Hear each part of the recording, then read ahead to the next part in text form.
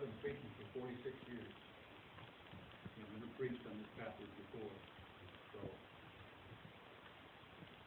there's enough prayer for this message, so we'll do it. Now the whole world had one language and a common speech. As men, this is right after the flood, as men moved eastward, they found a plain in Shinar and settled there. They said to each other, "Come, let's make bricks and bake them thoroughly." They used brick instead of stone and tar for mortar. Then they said, "Let's build to ourselves a city with a tower that will reach up to heaven, so that we may make a name for ourselves and not be scattered over the face of the earth." But the Lord came down to see the city, the tower, that the men were building. The Lord said, if, as one people speaking the same language had begun to do this, then nothing they planned to do would be impossible for them. Let us, everybody see it? We're going to talk about it later. Verse 7, see it? Let us go down and confuse their language. They won't be able to understand each other. The Lord scattered them there over all the earth. They stopped the building city. That's why it's called Babel. Because there the Lord confused the language of the whole world. And there the Lord scattered them over the face of the whole earth. You can be seated.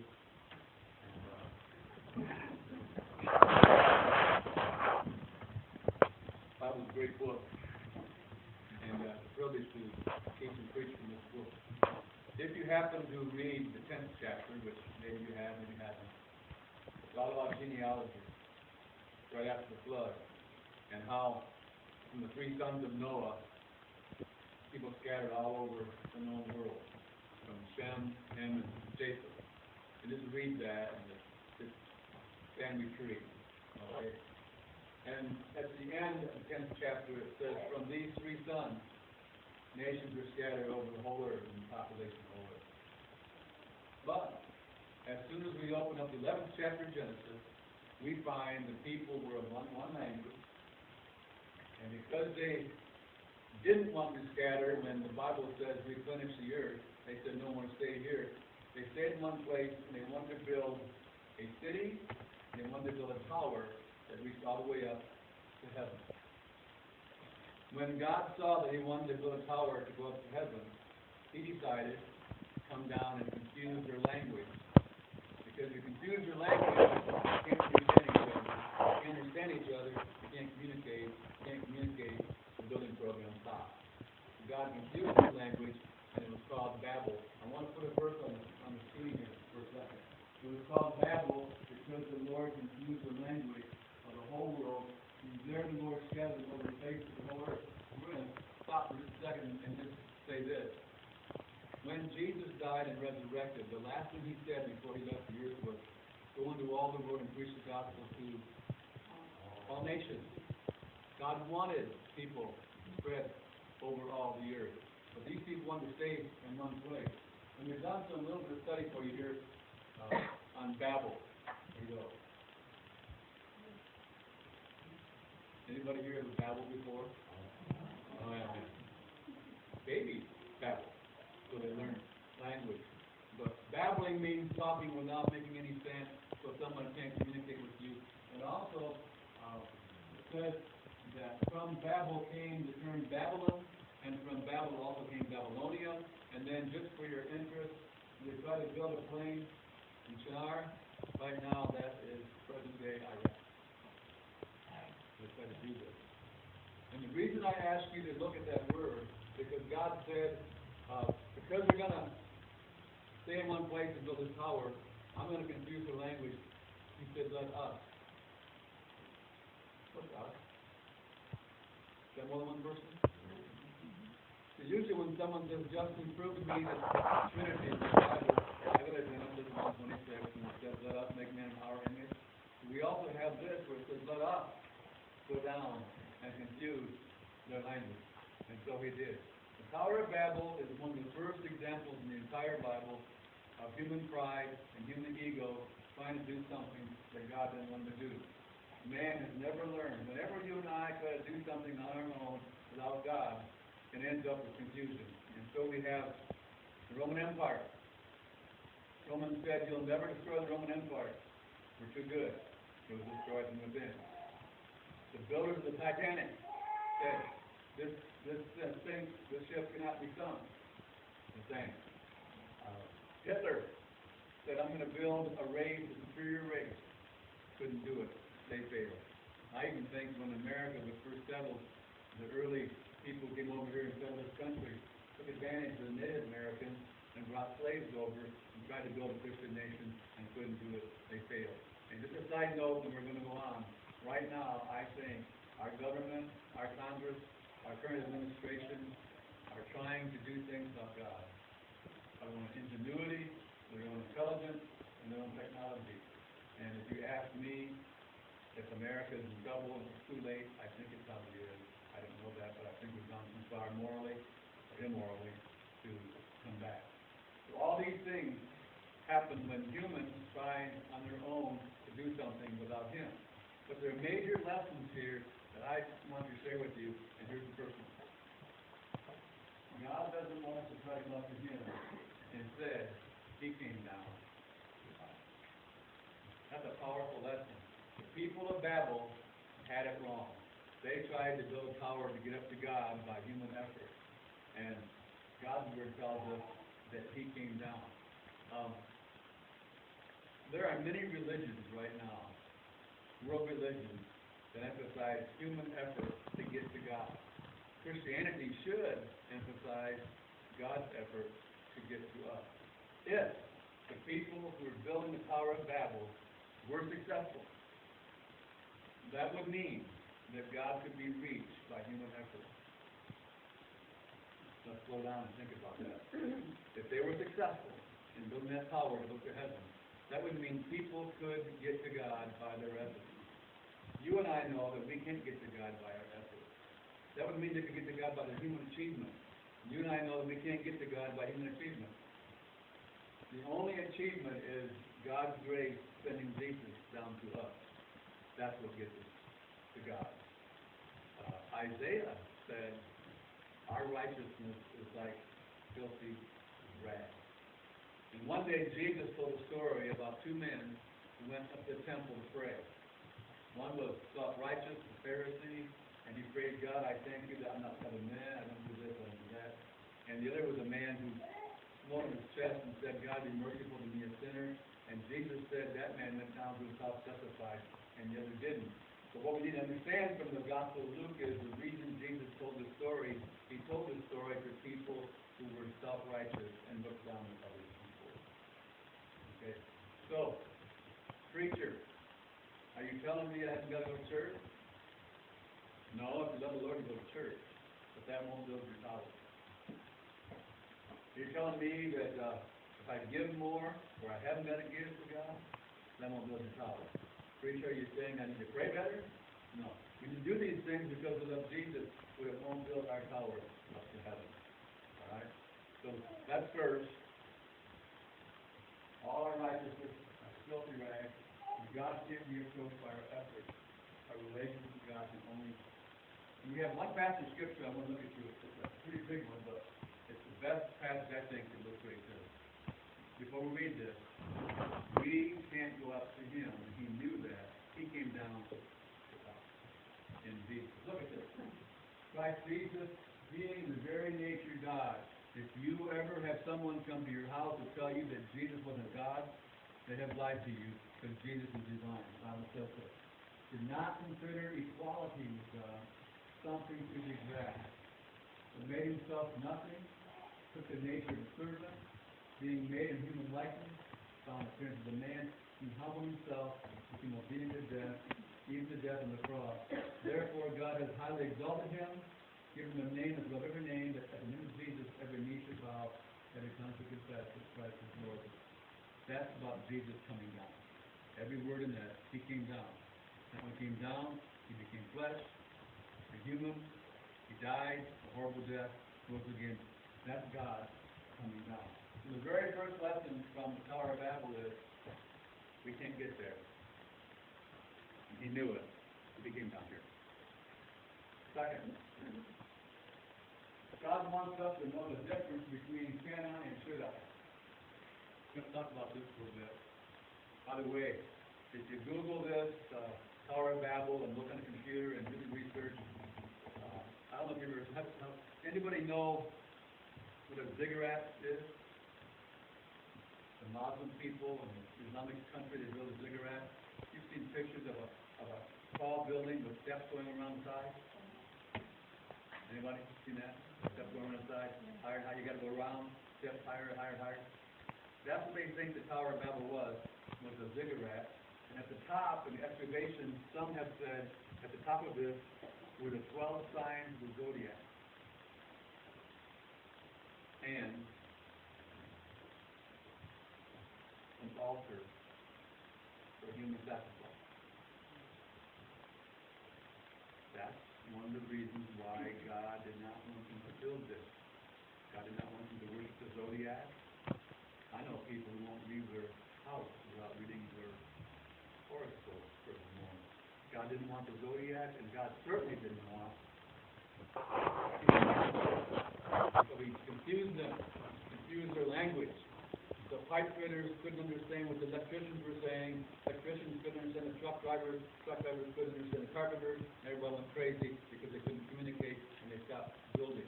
But I want to spend some time in this message talking to you about the difference between Canaanite and Shaddai. Actually, when you grow in your relationship with the Lord, you'll grow from Canaanite. There you go.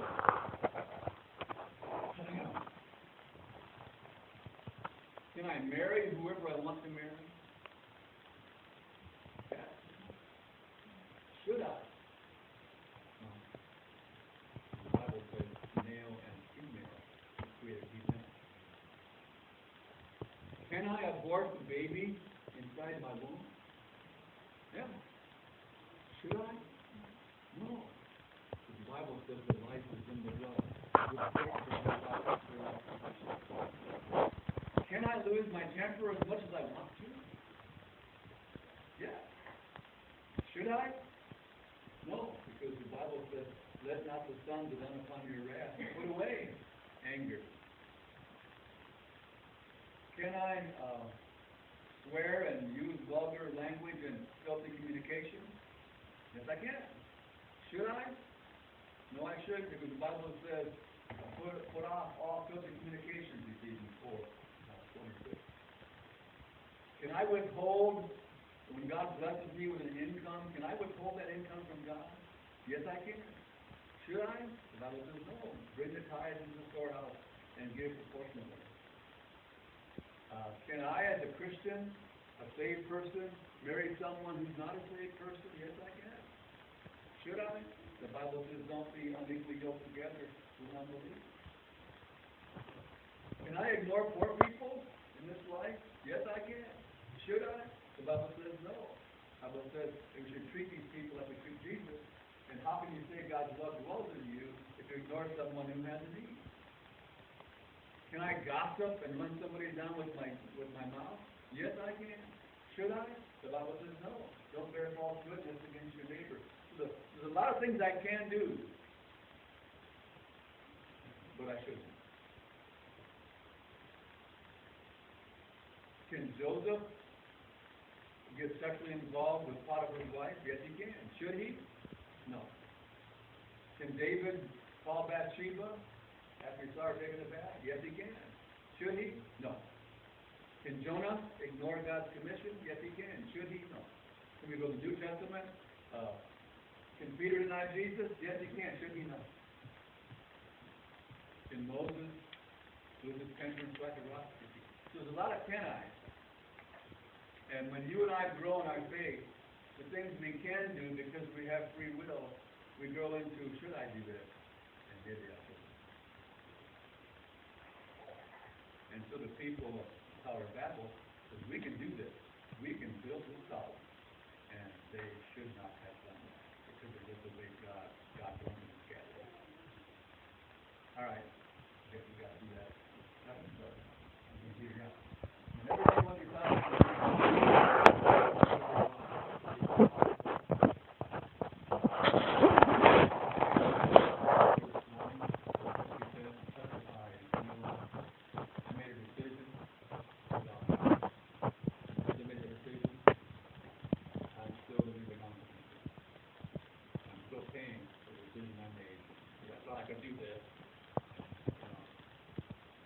Yesterday, when you come in and talk to me, was very lonely. She was married, her husband left her, divorced her.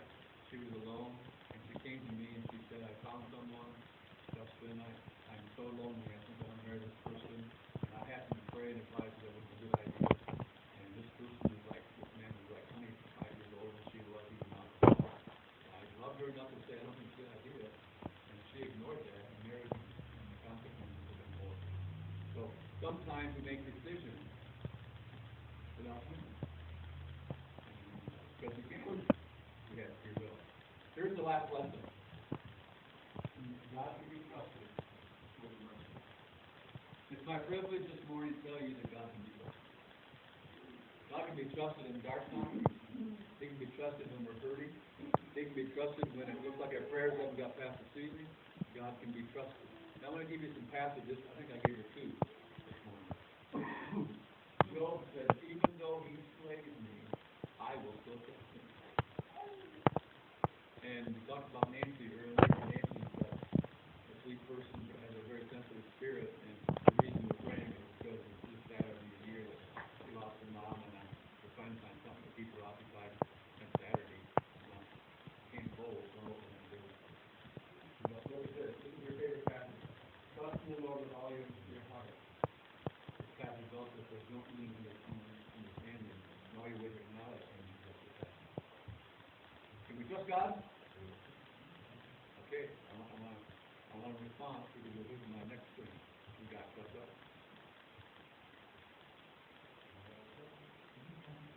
Sometimes, no.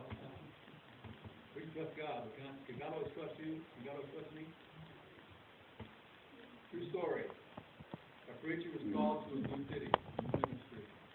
When he got to the town, he got on the bus to ride to the city to the stop. When he sat down, he looked and he found out that the bus driver gave him a quarter extra too much change. And the preacher thought, did I get this back to him? It's only a quarter. Never going to miss it. Maybe it was God blessing me with it. And it came to the stop. He wrestled with the feeling that it took a quarter to get it back. And finally he got down the steps and turned around and he gave the quarter back to the bus driver. And the bus driver said, aren't you a new preacher in town? He said, yes, I am. He said, I heard that you were, and I was thinking about going to worship, and I gave you that extra quarter on purpose to see if you were honest. I'll see you soon. Guess what? The preacher said he got off the bus, grabbed the lamppost, and looked at the head and said, dear God, I almost sold your son for a quarter.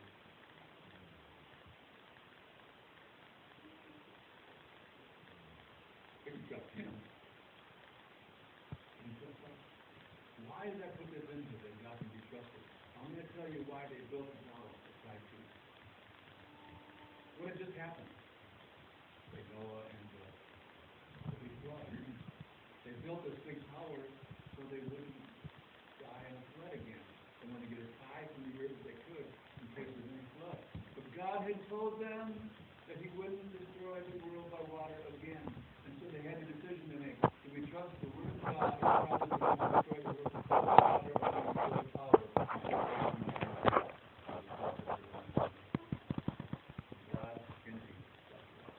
The last part of it says, he's full of mercy. I like this, and the Bible constantly tells us about God's mercy. Why I like this is because when God saw them building this tower, he could have just opened the earth up and had them all swallowed. He could have sent them all into hell. But instead, all he did mercifully was, I'm just going to confuse their mind. That'll take care of it instead of coming. And here's our last passage. He does not deal with us according to our. That is good news. Isn't it good that God doesn't deal with us according to our sin? He's merciful and steady. Oh, if He does it according to our sin, we're gone. But He doesn't. And He stays like this.